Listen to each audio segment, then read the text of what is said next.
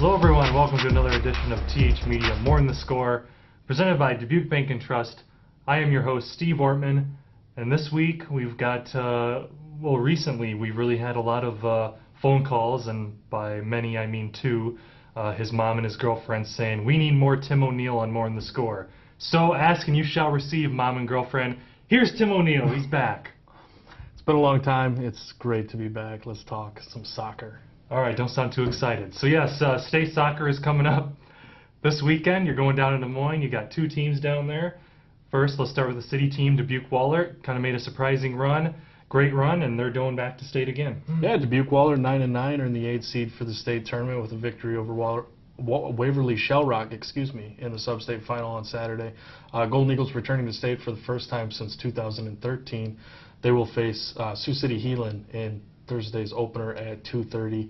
Wahlert, it could be surprising, but not really. They play a tough schedule through the Mississippi Valley Conference, and then playing all that tough 3A competition, then they get down to 2A. They get some more favorable matchups for them. Normally they're able to clean up, and this year was no exception. Hoping to make some noise down at the state tournament. They won state titles in 2008 and 2012. One of the captains of that 2012 team is current Golden Eagles coach Sam Koenig. I caught up with him after the sub-state final. He had a few things to say about the state tournament. Here's what he had to say. They were a very good team. They were fast at all aspects of the game. We caught a couple breaks that happens in soccer. We got a PK, which was a good call. It's going to be called every single time. Put the ball in the back of the net, tied up 1-1. Came out flying out of the second half, and had a great pass from Jonathan Oakes to Alec Weber, and he finished a breakaway. He was one-on-one with the keeper, and that's all you can ask for a kid to put the ball in the back of the net. How tense was it the final couple minutes clinging to that one-goal lead? So we scored with 37 minutes left, and it was probably the 37 longest minutes of my entire life. All right, you guys are going to states. Last time you played at state, you guys won the state title. What's it going to take for the Golden Eagles to repeat that task? We got to just focus on ourselves right now. Got to get back into game shape. A lot of guys got a little dinged up today, and hopefully we can get everyone back being healthy. And then you just got to have the ball bounce your way. You got to work hard. You got to win. All the 50-50 balls, the second balls, and it really comes down to what team wants it more. All 8 teams down there are going to be fantastic. They're going to be well coached. They're going to have some great players in their teams, but at the end of the day, it comes down to who wants to put the ball in the back of the net more than the other team. Well, that was Dubuque Wahlert boys soccer coach Sam Koenig as the Golden Eagles get ready to make some noise now at the state tournament. And also turning around, we've got Dyersville Beckman boys soccer team going to state again. They've had a lot of success. How exciting is it for them to be going back down again? Well, for Beckman, it's the 5th straight year they're going down, but this year they're going down in a little bit different fashion. They're going down as the defending state champions, so they got that extra pressure on their backs. They're still undefeated. They've won 37 consecutive matches dating to last season's season opener, and have frankly been dominant all year. 19-0 this year. They've scored 109 goals and allowed 3 goals. That's the most goals scored and fewest goals allowed among any of the state tournament teams. I won't be the least bit surprised to find out that those numbers are tops among every team in the state. They've just been really impressive. They get West Liberty in the first round at noon on Thursday. West Liberty is 11-6. Beckman's just a really good team led by Dylan Keegan, forward. He was the captain of the all-tournament team at the state tournament last year. Here's what he had to say after Beckman's sub-state final victory on Saturday. We've had interesting games where we've kind of slacked, and we figured out and we pick it back up because we just have to get back in the game and get the nerves out of our system. So when we're ready to go, we'll bring it to them. And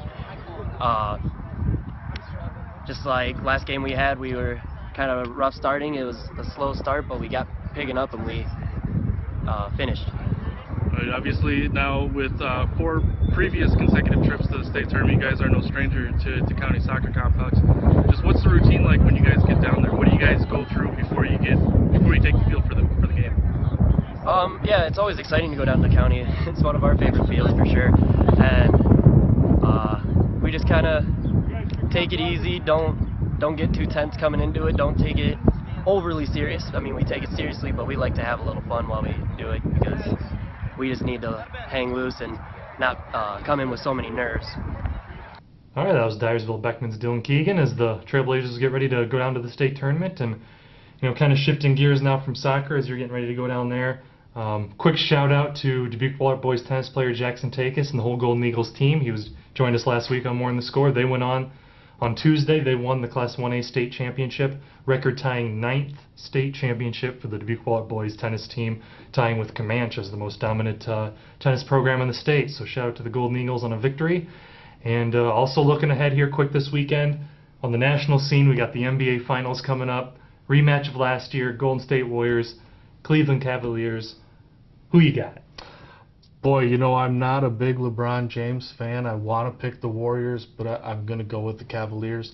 At some point, the shooting is just not going to be there for you. And the Warriors were really tested against the Thunder in the conference finals. I'd like to see the Warriors win. I'd love to see them win in a sweep or Game 7. It doesn't matter to me. But I think LeBron with a healthy Kevin Love and Kyrie Irving are going to get it done this year. No argument for me there. I'm going with the Cavs. No nuts and bolts here. I'm going with the Cavs simply because Cleveland, you deserve a championship. So hopefully old LeBron can bring it home for you coming up here in the next couple of weeks. But speaking of NBA Finals and whatnot, if you see here, I got John Stockton and Karl Malone, the classic combination of the Utah Jazz, two of my favorite players of all time. Tebow, I wanted to ask you real quick, as a Jazz fan, the mid-90s basketball was the best, by the way. I was a diehard Jazz fan, loved Stockton, loved Malone. Don't you agree?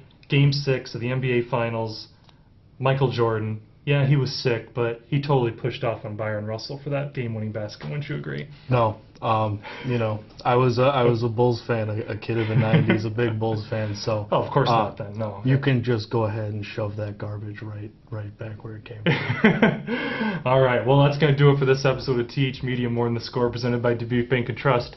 He's Tim O'Neill. I'm your host, Steve Ortman, and we'll see you next week.